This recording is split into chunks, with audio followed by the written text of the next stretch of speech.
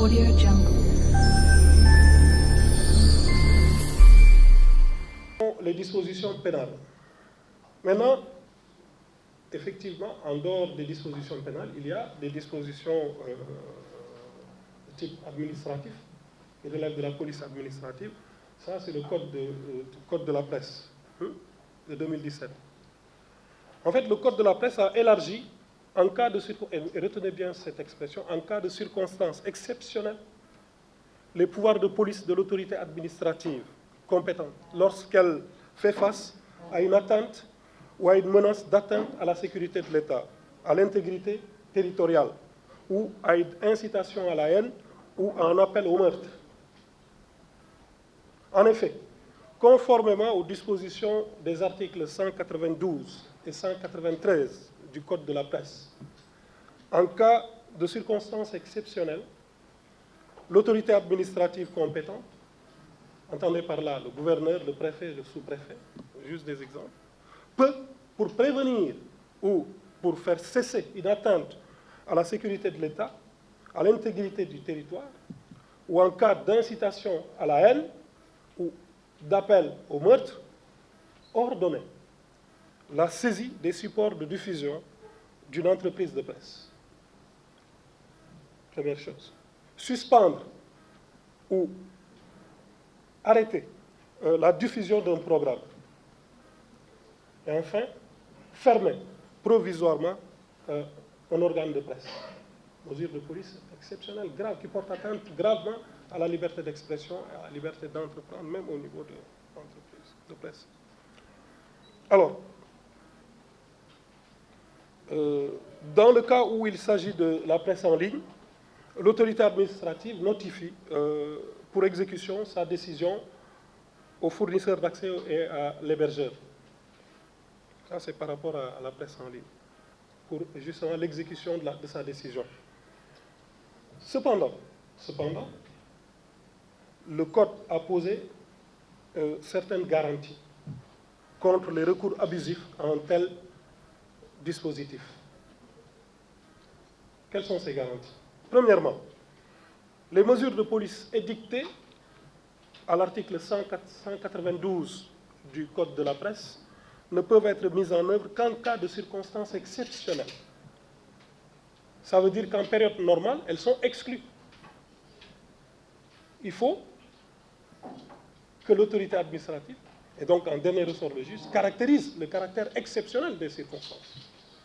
Et ça, le Code pénal ne fait qu'entériner la jurisprudence antérieure.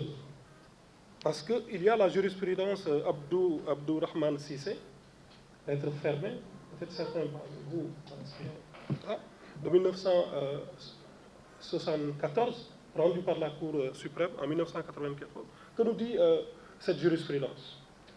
L'interdiction administrative d'un journal ou d'un écrit, à l'époque il n'y avait pas cette floraison de télévision et de radio, l'interdiction administrative d'un journal ou d'un écrit national ne saurait intervenir que dans le cadre des dispositions de la loi du 29 avril 1969 relative à l'état d'urgence et à l'état de siège.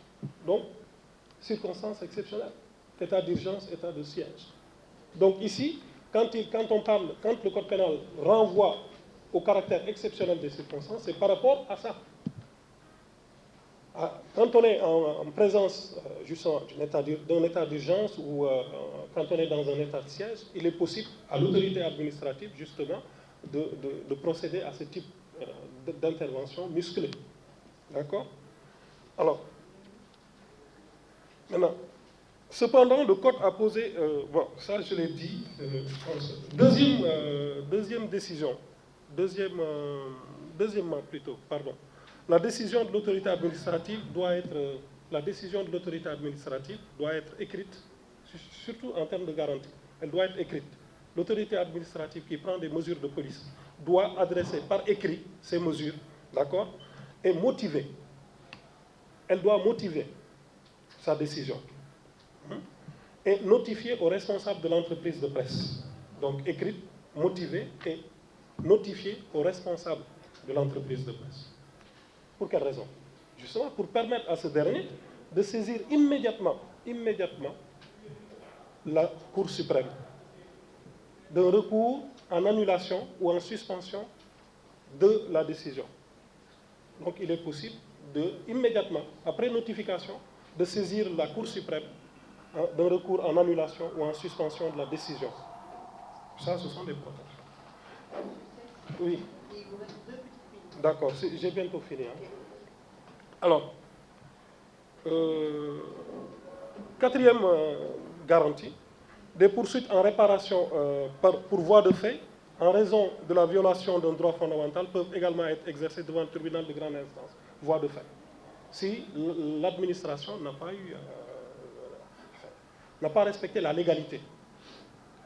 Dans ce cas-là, il est possible que l'entreprise de presse se retourne contre l'administration et engage la responsabilité de l'administration pour voie de fait, parce qu'elle a violé un droit fondamental.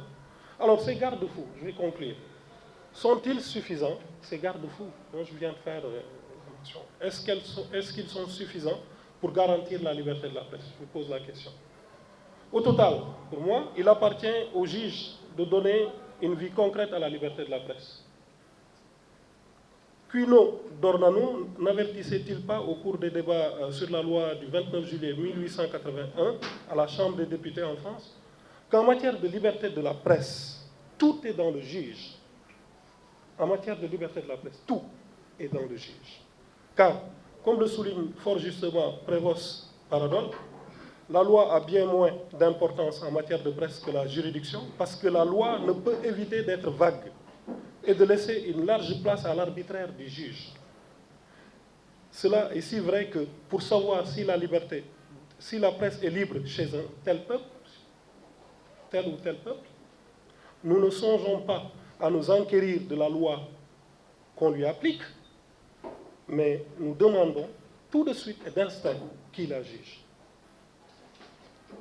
Espérons que le juge saura être intransigeant pour rendre compatibles ces restrictions avec l'exercice effectif de la liberté de la presse.